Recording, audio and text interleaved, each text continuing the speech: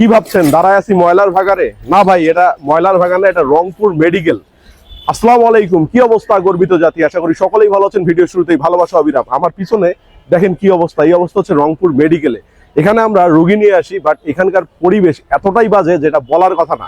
কিছুদিন আগে বাংলাদেশে একটা ভিডিও ভাইরাল হয়েছিল জুয়েল ভাইয়ের, এই ভিডিওটা দেখে আসলাম, যেহেতু আমার শহর আমাকে আসতে হবে। তো আজকে চলেন রংপুর মেডিকেল ঘুরে দেখবো যে কি পরিমাণ ময়লা এখানে থাকে। আসেন।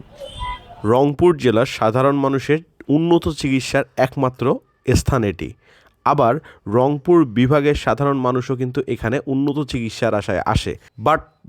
বাট এটার পরিবেশ এতটাই বাজে অবস্থা যেটা আপনারা না গেলে বুঝতে পারবেন না। এখানে আমি যেটা মনে করি, মানুষ চিকিৎসার জন্য যে হয়তো বা এর পরিবেশ দেখেই অনেক মানুষ অসুস্থ হয়ে যায় বা অস্বস্তি ফিল করে। রংপুর মেডিকেল কলেজ হাসপাতালটি 1000 শয্যা বিশিষ্ট, যদিও জনবল কাঠামো 550 শয্যার। এখানে রোগীর অতিরিক্ত চাপ আছে, মানুষ হিমশিম খাচ্ছে রোগী সামলাইতে। বাট এটার ভিতরের পরিবেশ এতটা খারাপ অবস্থা যেটা আপনারা না গেলে বুঝতে পারবেন না। যারা এখানে সময় কাটাইছে, যারা এখানে গেছে, যারা এখানে ভোগান্তির শিকার হয়েছে, তারা কিন্তু এই বিষয়টা জানে। এখানে পদে পদে আপনি ভোগান্তির শিকার হবেন। আপনি এখানে কি ধরনের ভোগান্তির শিকার হয়েছেন সেটা অবশ্যই কমেন্টে জানাবেন, কারণ এই বিষয়গুলো সবার জানা উচিত। আর রংপুরে যারা মোটামুটি উচ্চ মহলের লোকজন আছেন বা আইনের লোকজন আছেন, অবশ্যই তাদের এই বিষয়টা নিয়ে ব্যবস্থা নেওয়া উচিত বলে আমি মনে করি।